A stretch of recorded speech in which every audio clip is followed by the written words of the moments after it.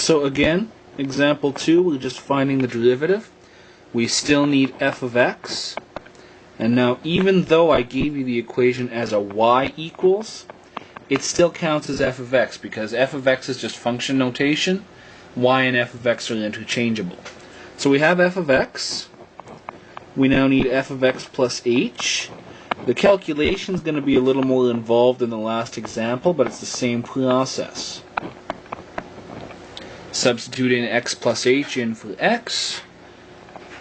And we have a little bit more math to do. X plus h squared actually means x plus h times x plus h.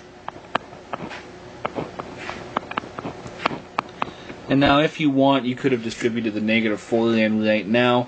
I chose not to. I'm going to save that for the end. I'm going to choose right now to FOIL out my two x plus h's. X times x, x squared. X times h, xh. H times x would be hx, or I can just write it xh, the order doesn't matter. And I have h squared. Distribute in the negative 4 now. Minus 4x minus 4h. And we have the plus 5. Before I distribute that 2 in, I have two like terms of xh and xh. They make 2xh. Everything else stays relatively the same. And now I can distribute my 2 in.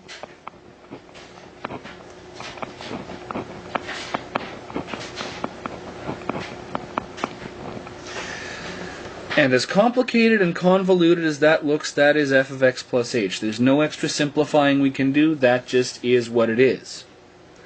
So now to get our derivative, it's the limit as h approaches 0 of f of x plus h, which I'm just going to copy out here.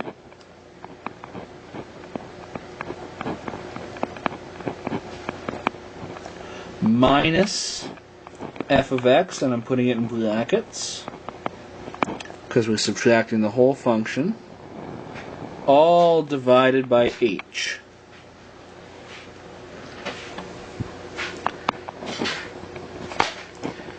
So now we can distribute that minus sign in.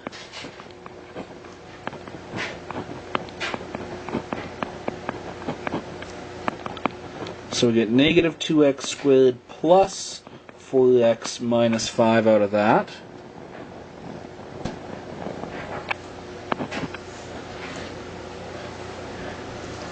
Look for like terms. I have 2x squared and 2x squared. I have minus 4x and plus 4x. I have plus 5 and minus 5.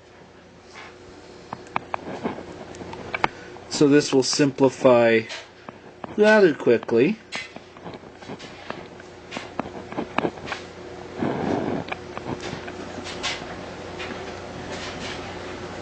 Now again, with the limit, we would have a 0 on the bottom if we plugged in 0 for h right away. But if you look at the top of that fraction, each of those terms has an h in it, so we can pull out an h. We get 4x plus 2h minus 4 left over. H's can cancel.